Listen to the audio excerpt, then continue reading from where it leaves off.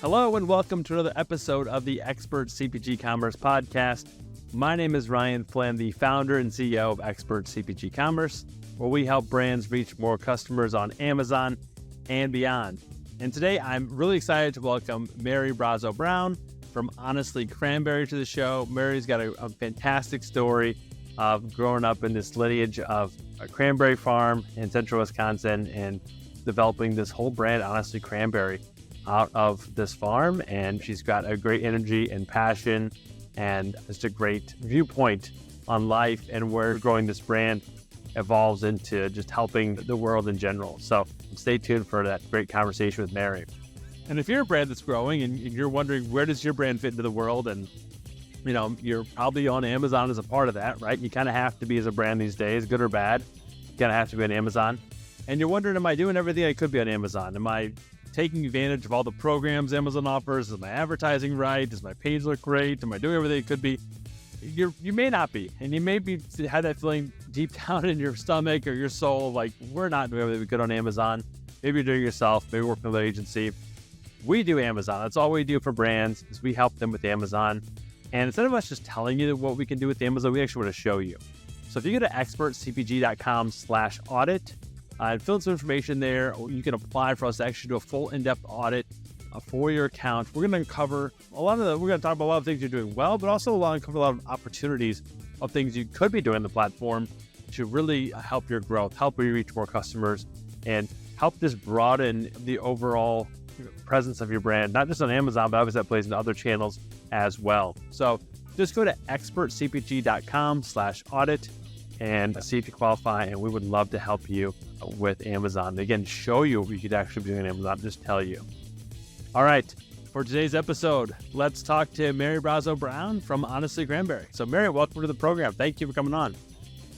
Thank you, Ryan. It's a pleasure to be here. Yeah. So we chatted a few times in the past, and I mean, I'm always captivated with like historical, business history. I guess I would, that's a genre, but I do really enjoy that. I do enjoy like the lineage and it's not like somebody just started something 5 years ago and it's this today, right? I mean, just going back, generations. So talk to us, number one, a little bit about just a quick synopsis of what Honestly Cranberry is as a brand, and then we can kind of go back in time a little bit into the backstory of the brand and all that. So yeah, just tell us about Honestly Cranberry for a minute.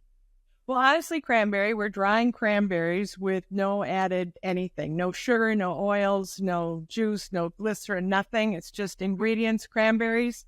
I like to say we're the cranberry with no parentheses. And it was I grow cranberries. I'm a farmer by trade, and I'm proud of that. And the farm has been producing cranberries since 1873. We go back a long way. You've seen a lot of changes in the industry. And one thing that just wasn't happening was cranberries with no added sugar readily available to you and me and the rest of the world. And I just decided something needed to be done. So yeah, well, that's awesome. Hence Honestly Cranberry, hence the name. I was just going to say the name speaks for itself then. What you see is what you get, right? And that's exactly what Honestly Cranberry is. So a lot to unpack there. I want to delve into a lot of it, right? So take us back. You mentioned it started in the 1870s, I believe you said it was. And you guys are in central Wisconsin, right? You call it central Wisconsin or south central Wisconsin, maybe? We are. We're in the town of Cranmore, actually, Moor. And there's like 14 cranberry marshes or farms in that area. And it's a unique growing area in central Wisconsin. Very nice, very nice. And talk to us about, it started back in the 1800s. And then how, I guess, where did, obviously, you're a very young individual, Mary, but like, when did you, take us back to like quick history of the business, and then when did you and the family kind of get involved?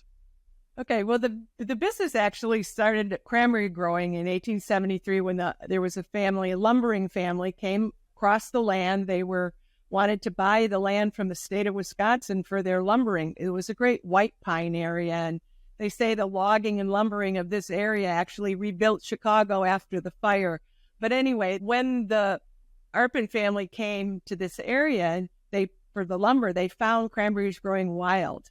And so they also had a dredging company, and they started just putting dikes and ditches around the native stands of vines, and that's how they started cultivating the fruit. It ended up that my grandfather was their attorney, and so in the early 20s, and you all know what's happening in the early 20s in history, the Arpins were going through financial reorganization. So my grandfather got together a group of investors. He was one of them, and that's how it got into our family. So fast forward, I mean, a lot has happened. My dad was an attorney also, but he was part of the family. His brother took over management after his brother decided to get out of the cranberry industry in the early 60s. My dad bought him out, and then it was in our family, so our immediate family. My dad died when I was 16. Mom took over, and that was really very inspirational. She had been just a full-time mom and community volunteer, and all of a sudden she was a businesswoman and a farmer. She always was a very good gardener, but that was inspirational to me. Yeah, no, it's a fantastic story. And so, obviously, touched by a lot there with your father passing, your mom taking over the business. And did you grow up running around the cranberry marsh, or were you outside the business at that point, or were you were always interested in it, or was it kind of like this outside thing that the family had always been a part of? Because you kind of grew up with it, I guess, all around, right?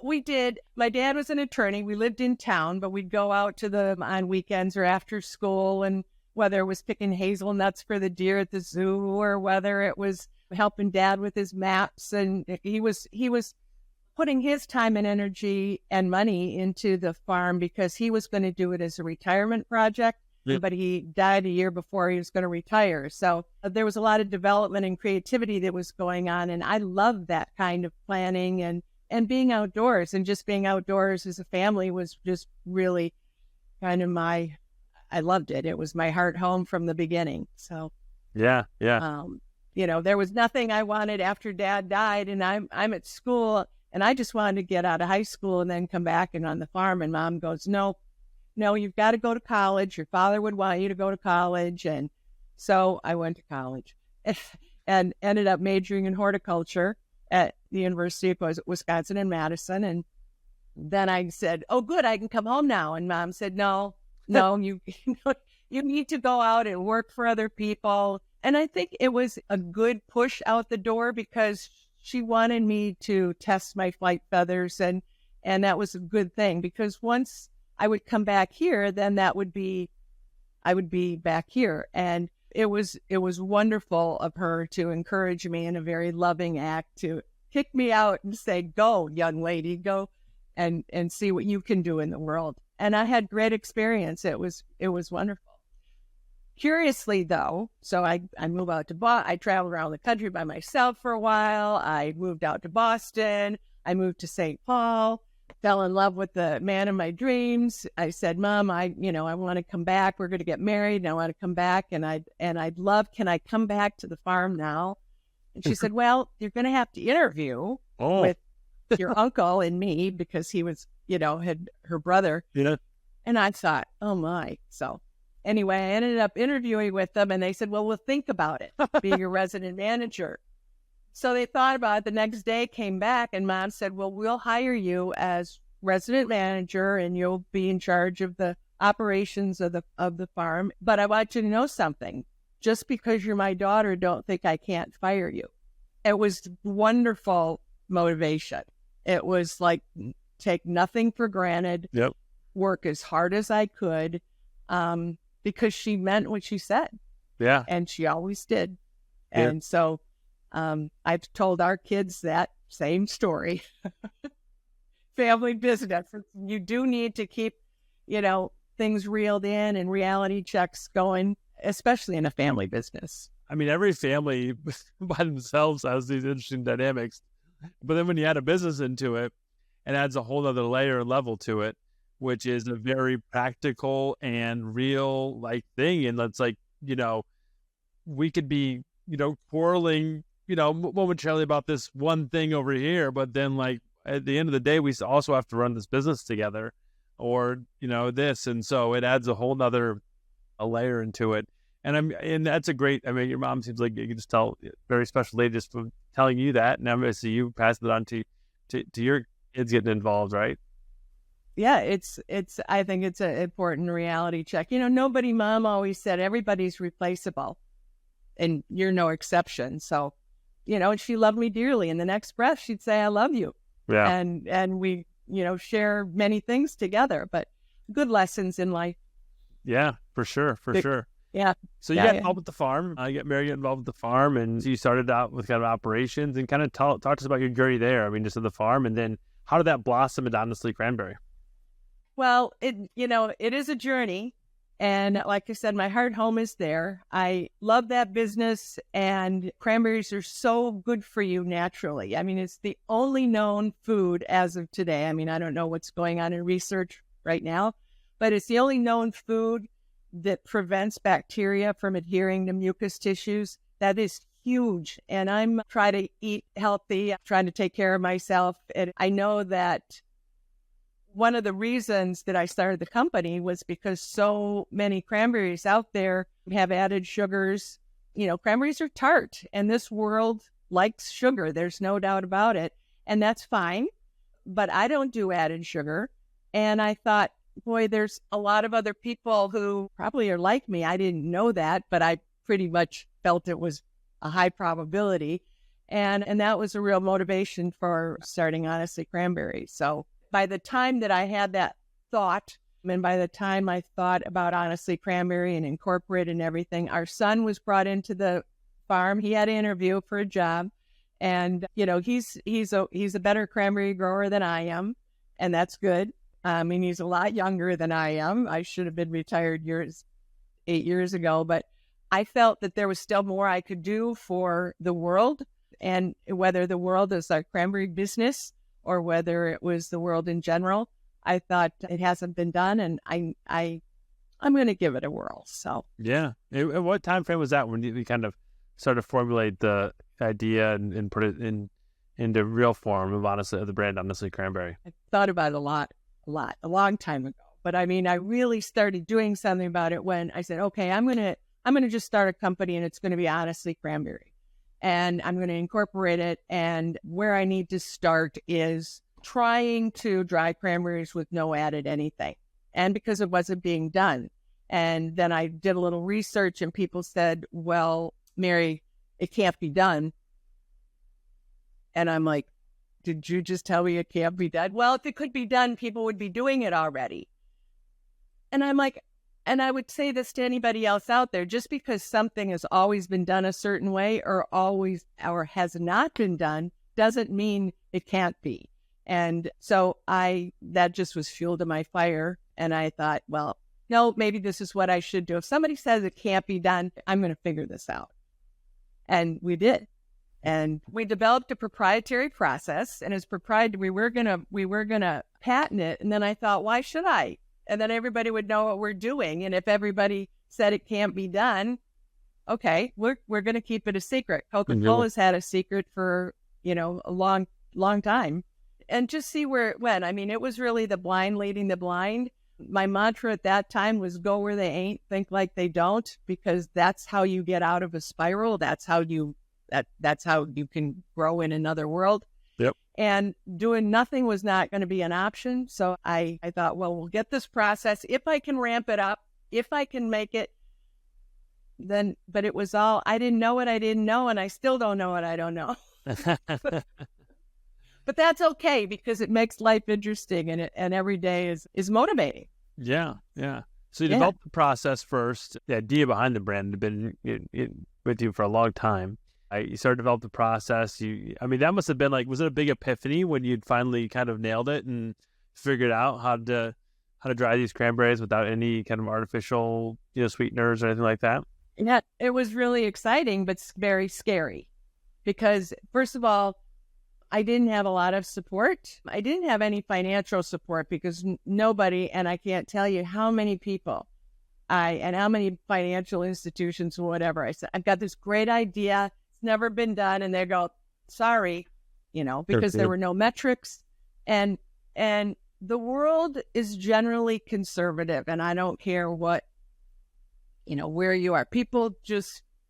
It's hard for people to wrap their arms around potential. Mm-hmm. And so all of a sudden I had this thing, and I'm like, okay, kids, family. I'm not leaving anything to you because I'm taking it with me right now and I'm putting it into this business. And hopefully that's okay with you. And hopefully you have my back. And they were all so excited about it because they know the potential too. They know that diversity is a good thing. It would be good for the business. It would be good for the industry in general. If we could just pull it off. And then that's the basis. That's all I had to, that was my whole support. My husband and the kids that was it. It probably felt pretty good to have them all say, yeah. You probably knew they were going to say yes, but you probably were still a little nervous to, to kind of to broach that with them and say, this is it. I'm doing this. I mean, it's almost like your calling, right? In life to be able to see this to fruition and bring this to the world. Yeah, it's scary, but I think they know me very well. And it was, just because somebody says you can't doesn't mean you shouldn't, especially if it's the right thing to do. I mean, there are people who should be saying no to a lot more things than something like this. For sure. I can agree with that. All right. So you got kind of, you needed it, but a blessing from your children and stuff, and you kind of read about it and talked to them about it. And then you developed you got this process down. And so where did it start there from commercialization to, let's take Honestly Cranberry, but then you got to have customers, then you got to find people who want it, right? I mean, there probably were people out there that want it, but how do you connect that market demand and the market for your products to, you've got this tangible thing now that you can sell? Good question. And I should have asked that question when I started out. It was like, how am I going to do this? And it was like, well, it ended up one day at a time because, first of all, I didn't know. Like I said, I didn't know what I didn't know. And I didn't know if we were going to be, and I didn't know that I probably should have decided one way or the other if it was going to be a brand or if it was going to be an ingredient. And people would ask me that, and I would say, how am I supposed to know? I don't even have it out there. I don't even have a reaction from the world. How do I know what the need is? Because I think what I've learned in marketing, and like I said, I'm a farmer by trade, majored in horticulture marketing, blessed in that, but it was, you give the customer what they want, not what you think they want. And that's a really big, can be a really big gap. So I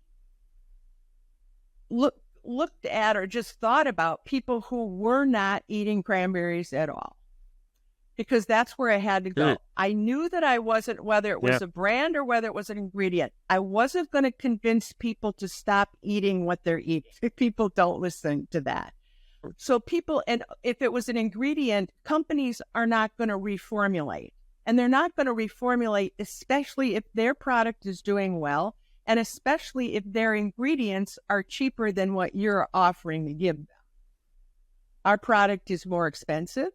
It takes, a fraction of the amount to get your health benefit of cranberries because people with our Honestly Cranberry are eating straight up pure clean cranberries, no anything else. So anyway, I didn't know which direction other than, okay, we need to focus on people who weren't eating cranberries at all. Diabetics, paleo diet, keto diet, AIP, the people who don't want sugar, who don't want added sugar, don't want added oils. There's a whole group of people out there who weren't eating cranberries at all. And when I realized that, I thought, I didn't know what percentage that was or anything, but I said, those are the people we need to try to get to. How are we going to get to them? Then the real journey began. It was, how do we get out there? Fortunately, the internet was really beefing up. E-commerce was just beginning. It wasn't really, people were still. So, yeah, it was just one step at a time. We tried retail. We went to a trade show. You spend a lot on trade shows, and I don't know how many people really get a lot back from that. But we were so new, and education is really, really important because we have to explain. People say, oh, we have dried cranberries already in our market. Yeah. We're unsweetened dried cranberries. and you have to explain it to people. It's just not, there was nobody else to compare us to. So I realized in short order that we need to do more on the internet. Yeah. A demo day isn't going to do it at a grocery chain. So anyway. Well, the nice thing about too, that, I mean, it's like almost your kind of product, right, is it really works really well with e-commerce, right, in general, because people are searching for those kind of AIP friendly snacks. So be typing it into Google or Amazon, right? And they might be looking for these types of keyword type intent searches where when you're in a market, whether it's your local co-op market, whether it's a big national specialty food store, whatever it may be, you're kind of competing with everybody else, and everyone's got this, these wide aisles with products from top to bottom, and you've got to just hope you catch the right person at the right time. Where almost like your product just works really well for e-commerce because it is fits into these kind of unique circumstances or unique, dietary guidelines people might be following either by choice or by necessity, right? And having to do that. So talk to us about that when you started to get traction. Like, how was it like when you started to kind of, find those folks and find those core customers online? Was it like a finally moment, or was it exciting, or what did it feel like at the time? It was like this can work and we've got to figure it out. I mean, I'm not a computer geek, daughter Allison, son Stephen, we're in forestry and horticulture, and it's a learning process, and it's, again, we didn't know what we didn't know, but it's like we have to figure this out. And you talk about drivers and motivation and whatever. I mean, the need, I'm a firm believer that nothing gets done unless people feel a need. Trust me, we felt the need to get this going. And when we realized, I mean, chicken and egg, do you spend money on somebody who could just put you where you want to go? Well, how do you know where you want to go? I mean, I didn't. Where I'm going, I really don't know that. Where I want to go, it's kind of a vision. I mean, in the sense that I want people to have unsweetened dried cranberries available to them. How I'm going to get there, the best way I can. And so we started our own website, and then we went on Amazon, and that they don't call it Amazon for nothing. It is it is something that thank God for people like you who know what you're doing and can help people like us. I really, really appreciate that. But that was a learning curve too. I mean, I had no idea. And actually, it's just a glorified distributor. I should back up when I talk about distribution, because we decided e-commerce had to be the way of the future, because the existing distribution system for people like me in the grocery stores, as you mentioned, you have all of these choices for the customer, but to get it on that shelf is an antiquated, I can call it other things, but it wouldn't help any system that doesn't help people like me, doesn't help people like doesn't help brands like Honestly Cranberry. So when we got on Amazon, and I realized, I knew that we were on the right track when we had somebody reorder on Amazon. That was like, this is where we need to be. This can happen. They read about us. They ordered a small bag. They're ordering now a 3-ounce bag. They're reordered, and they want us. And we educated them. We're going to have to just focus on doing this. You looked at those customers, maybe the additional customers or those repeat customers, those people that order again and again. What is it you hear from them, either directly or indirectly, maybe, that resonates with them about the product? And how does that fuel your passion and growth going forward to keep growing the brand? It's wonderful. I mean, I'd have everybody go look at our reviews on Amazon. If somebody has a complaint, it's usually because it's too expensive, they'll say. But people are just excited that they can get a clean cranberry and have it available all year long.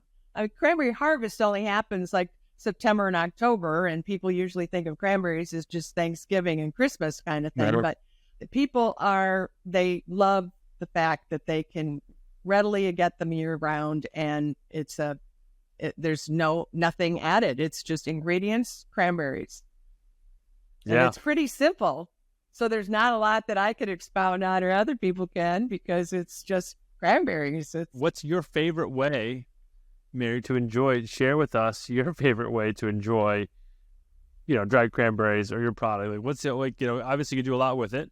Just eat them as a snack. But what's your favorite way to enjoy them? Well, I love them just out of the bag. This makes it easy for me to have cranberries year round too. This was kind of a selfish thing to do.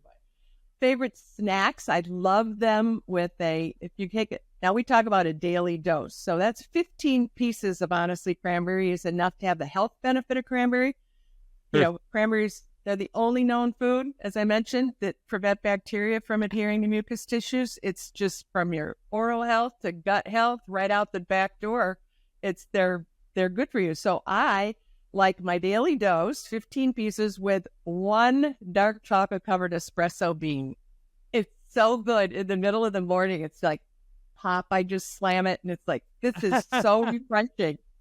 All right, I'm gonna have to try. I'm gonna take some dark chocolate covered espresso beans and have Honestly Cranberries with that. I'm gonna have to try that, Mary. That sounds delicious. Even if you don't like coffee, there are people, I don't drink coffee, and I'm like, no, this is different. This is dark chocolate, and all those things are really good for you. They're all clean. I mean, dark chocolate, it's over 72% cacao. I like that, and an espresso bean. I do in the summertime, especially like it muddled in a cocktail, like a mojito or a mocktail. It doesn't matter. You can do the mocktail cocktail. I like it. I'm trying one of those. This is great because now you're just, and that's part of the brand, right? Is just telling people the different ways they can use it. Because now I'm like, ooh, now those are 2 things I want to try. Yeah. Well, and I think with, people don't buy our Honestly Cranberry for an ingredient so much. I mean, because we are more expensive, but there are ingredients. I mean, we have another Wisconsin company that they make Gouda, and because Gouda strains the milk sugars out of the cheese, so there's no sugar in that. They were delighted to find us because now they add us to their Gouda, and that now they have a cranberry horseradish Gouda that is just like, you think, what? It is so good. It's so Gouda. Yeah. So that's a lot of people. It's a nice complement to like a cheese tray because it's a palate cleansing. Again, I'm just getting hungry and thirsty here. Curry, it's wonderful with curry. And I do a curry chicken salad throw the Honestly Cranberry in. Yep. It's a great compliment, or just having it as an accoutrement to curry dishes. Lots of different things you can do. That's awesome. What's on the horizon for Honestly Cranberry? What do you see as kind of the future? You mentioned, obviously, your children being involved with the business, and I know you've still probably got a lot of energy that you want to give to the business. But what do you see as the next challenge, or the next big point for Honestly Cranberry? Well, every day is a challenge, and that's a good thing. It's still a matter of, getting the word out that cranberries are tart, and I like to say we heart the tart. But what's next is just hopefully to just keep getting that word out. I've learned that if you have too high of expectations, that's just what they are, expectations, and they can really distort often what you really need to do. And I just try to keep it real every day and know that this is the right thing to do. It's just taking time because it's an educational thing. But I think I'm a little bit ahead of that curve because of just the whole idea of clean ingredients, the whole idea of just e-commerce. I mean, people are deliberate buyers, like you said. They go online and they whether it's specifically for a diet or their health. I think the world is going that way. I think people are much more mindful of what food can do for them, not just fill them up, but it really let medicine be your food be your medicine idea is becoming much more prevalent. And, I'm patient. I've learned that. I mean, everybody says that I should have retired now at 72. I'm like, well, let's see, maybe I'll retire when I'm about 102. I don't know. But for the brand, I need to ramp it up. I'd love to add another line. I need to grow the business. It's growing. We sell what we can produce here. I mean, I think it's all good things that are in the future, but it's not for me to say exactly what they're going to look like. Yeah, no, that's well. You can already tell that you just have the energy and passion behind the project. Whatever the project may be. I just, again, from talking to you or the times we have, I can just tell you the energy and passion it'll get there. It'll move forward. Like you're going to bring it to life, which is, it's a great intangible. Like you've got to have the brain, the stomach, and the heart for entrepreneurship, right? And you got to have all three. And you definitely bring a lot with the heart, in addition to, the head and the stomach as well, right? Because it does require all those things. To anybody who thinks that they're going to start something, you got to want it. You got to want it. You got to have the passion. You got to feel the need, and you got to believe in yourself. I can't depend on other people if I can't depend on myself. And I know that, every day I get up and my whole mantra is, to thine own self be true. I try to honor the past and remember all those who have helped me get to where I am, or just whether it's be emotionally or with business or friendships, or because I am who I am because of everybody else and my desire to be, part of this greater world. I also know one of my dad's last words to me was, you could do anything you want as long as you live with no regrets. And that's been a real driver for me. And I have to remember that every decision I make, and I ask myself, am I going to regret this? And then always be mindful that there's two sides to every story. There's another way of doing something. There's another way of looking at things, and be mindful and open to that on the journey. And and hopefully I'm on that right track, and I'm going to stay there because that's what's been working so far. So, but I'm always open.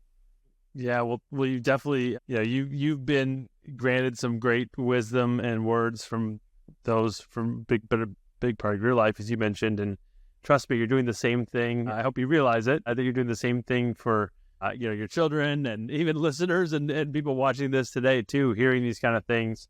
It's refreshing to hear that too, in being so passionate and grounded to the cause and to, just being a part of something. And I love the no regrets thing, the way your father phrased that, it was great. So, well, Mary, this has been a fantastic conversation. I know we could talk about a lot of other things too, but I really appreciate you just coming on and sharing, number one, the story of Honestly Cranberry and its humble beginnings and then, your involvement in pushing the brand forward. And we just can't wait to see where it continues to go. So thank you so much for joining us today. We appreciate it.